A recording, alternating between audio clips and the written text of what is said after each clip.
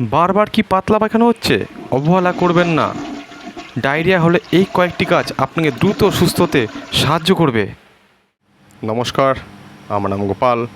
তো আজকের টপিক হচ্ছে ডায়রিয়া বা অতিরিক্ত পাতলা পায়খানা হলে কি করবেন। আমাদের দৈনন্দিন জীবনের লাইফস্টাইল চেঞ্জেসের জন্য অনেক মানুষের ডায়রিয়া বা পাতলা পায়খানা হয়ে থাকে। তা ভয় পাওয়ার কিছু নেই। কিছু ঘরোয়া উপায় বলছি, যেগুলি ফলো করলে অবশ্যই সমস্যার সমাধান পাবেন। 1 নাম্বার পয়েন্ট, প্রচুর জল পান করতে হবে। ডায়রিয়া বা পাতলা পায়খানা বারবার হওয়ার কারণে বডি থেকে অতিরিক্ত জল বা খনিজ লবণ বা ইলেক্ট্রোলাইট বেরিয়ে যায়, তার জন্য বডি ডিহাইড্রেশন হতে পারে। তার জন্য প্রচুর জল পান করতে হবে। 2, ওআরএস খেতে হবে। বারবার পায়খানা হওয়ার কারণে শরীরে থাকা সোডিয়াম, পটাশিয়াম, খনিজ লবণ তা জলের সাথে বেরিয়ে যায়। সেই ঘাটতি পূরণ করার জন্য ওআরএস জলের সাথে মিশিয়ে অবশ্যই খেতে হবে।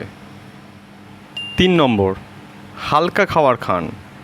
কোনো রকম তেল, মশলা, জাঙ্ক ফুড, ফাস্ট ফুড এরকম জাতীয় খাবার খাওয়া যাবে না।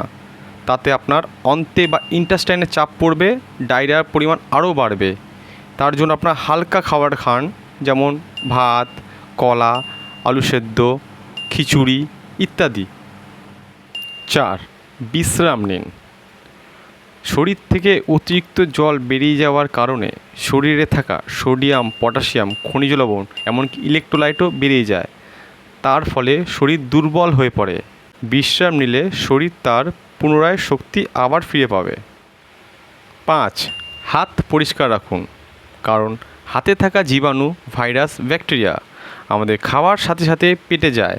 তার ফলে ডায়রিয়া বাড়বে বা অন্যান্য রোগের সংখ্যাও বাড়তে পারে। তাই অবশ্যই খাওয়ার আগে হাত ভালো করে ধুয়ে নেবেন। সতর্কবার্তা এই যে, যদি দেখছেন অতিরিক্ত পাতলা পায়খানা হচ্ছে, কমছে না, তীব্র জ্বর, পায়খানার সাথে রক্ত আসছে, অতিরিক্ত দুর্বল, মাথা ঘুরছে, অবশ্যই ডক্টরকে দেখান। ডক্টরের পরামর্শ অনুযায়ী ওষুধ খান। নিজের থেকে বা কোনো রকম অ্যাডভার্টাইজমেন্ট দেখে ওষুধ খাবেন না। সুস্থ থাকবেন, ভালো থাকবেন, অবশ্যই বাবা মার খেয়াল রাখবেন।